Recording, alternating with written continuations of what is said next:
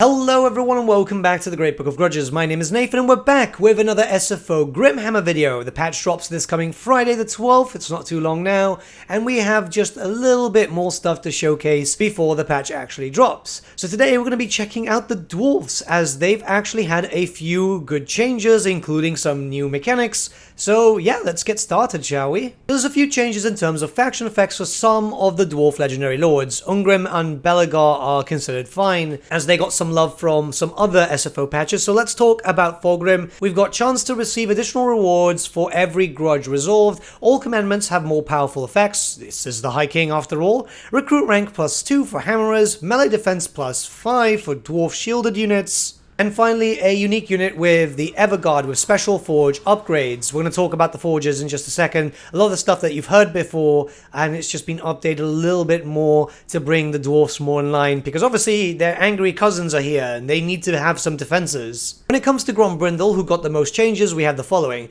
Grombrindle will aid his kin in every defensive battle when not present in the same province. Evasion chance when using the underway +50%. Diplomatic relations -100 with Dark Elves, High Elves, and Wood Elves, clearly not very good friends of yours for obvious reasons.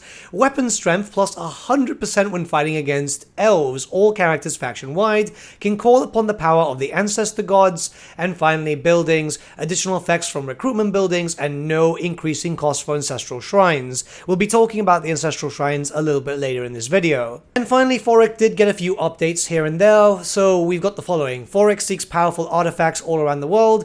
Oath Gold from buildings +100%. Oath Gold is going to be very important to you. Oath Gold cost for crafting runes -50%. Hero recruitment rank +5 for runesmiths. And finally, upkeep -40% for runesmith heroes. All in all, pretty tasty bonuses, as you're going to be wanting to use as many runes as possible. Alright, so we're going to start jumping into the changes affecting all the factions. One thing that you might know, obviously, is that the tech tree for the Dwarfs vanilla style is already quite large, and SFO added in a bunch of others through the form of runes. Now that's got its own separate tab, a handy feature added in thanks to the Forge of the Chaos Dwarf DLC, which added in a new secondary way of doing tabs and so on to add multiple tech trees. So all your rune technology can be found over here, and this is going to be better for you. It's not so cluttered. It definitely does make it feel a lot better when you're not feeling overwhelmed, essentially. But now we can jump into some newer stuff. The first thing you'll know is that your normal Dwarf Lord has been named to High Lord, just to give it a cooler name, and that we do have a new generic Lord type known as the Guildmaster. So this one's quite interesting. So the Guildmaster itself is a support character. You're able to get a few effects here for your ranged troopers, but it's also there to do a lot of damage by itself because it does come stacked with quite a powerful weapon. So if you want a range-focused Lord for your dwarfs, and I mean, why wouldn't you? This might be the one for you. I really do enjoy it. I think it's quite tasty. You'll see it in action when we do the battle later. And yeah, it does definitely add in a little bit of, in case you want to play like, you know, Sufbar style dwarfs and stuff, right? There's always the opportunity to be able to theme your armies a little bit more with an extra Lord choice. Speaking about Lord choices, the Forge has a handy new panel which will allow you to spend Oath Gold to confederate with the other playable legendary Lords, meaning that you'll be able to either take all their territories. You know, Belegar does expand quite heavily by himself, he doesn't really need another faction to help him.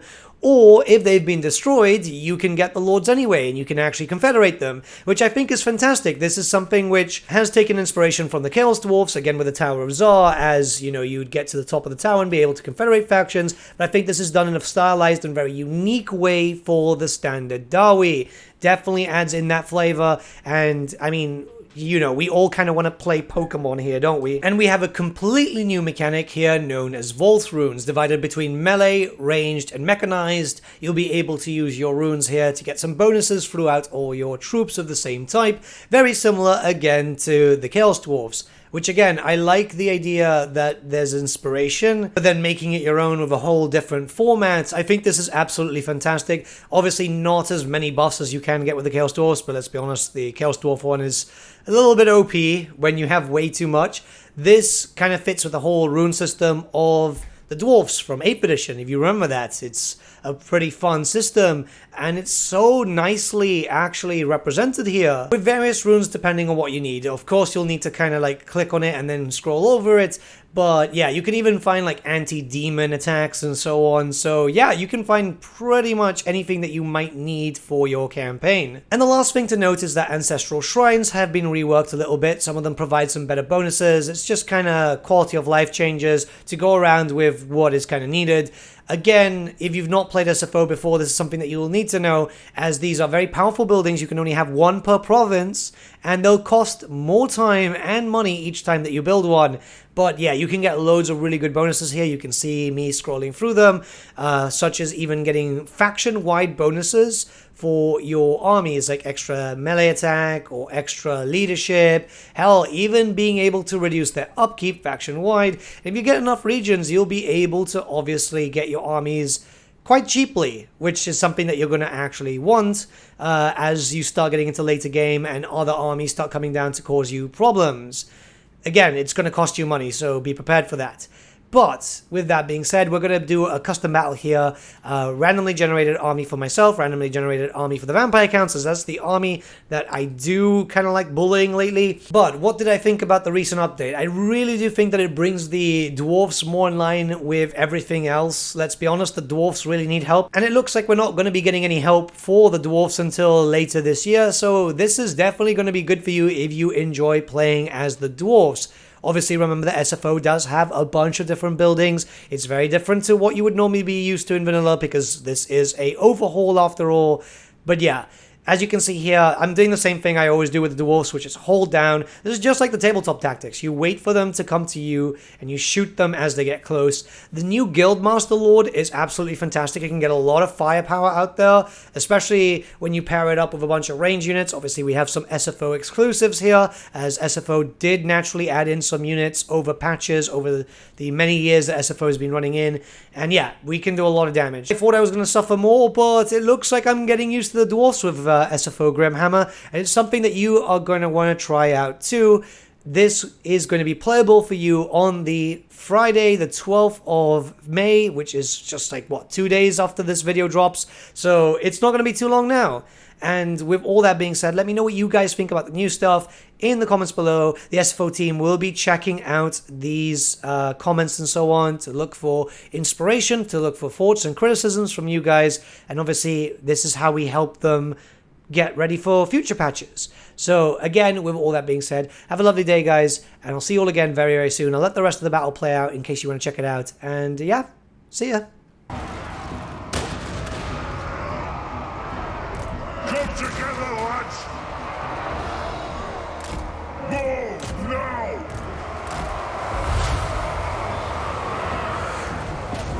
Move to attack! For the Kara's Anchor! That'll do! Hammerers! Ready to strike! They've wronged us!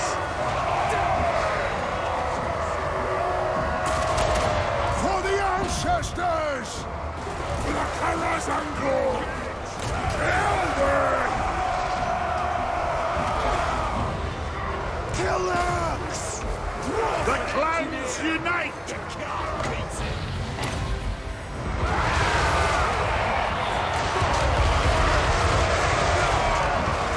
Come! Killers! Blow through! That'll do! Miners! For the Kara's Anchor! Pelea's curse on all wizards! Move now! Quarrelers! Range far! Range fast! Take them down! Select target! Move now! Dowie! Attack! War of vengeance! Nothing can stop us! Thunderers! Valea, bless our aim! Range far, range fast! Slayers! Attack the arcs! Attack the arcs! Towards east, Angelas! With Draw! War or vengeance! Rage fast!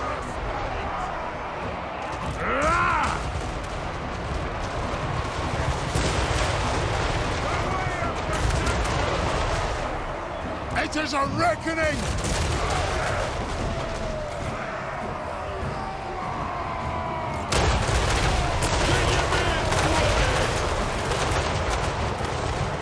War of vengeance!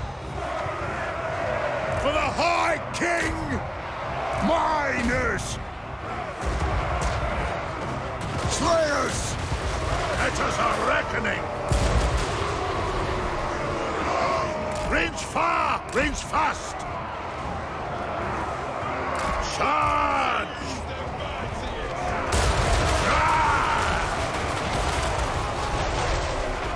Plow through!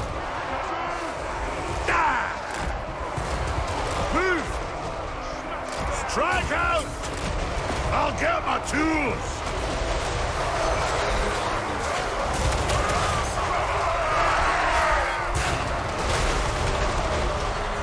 Drain them! That's an order! Obey me! Very well! Dwarf warriors! To the High King! Them in twain! Hold those dwarfen legs! This is the age of reckoning!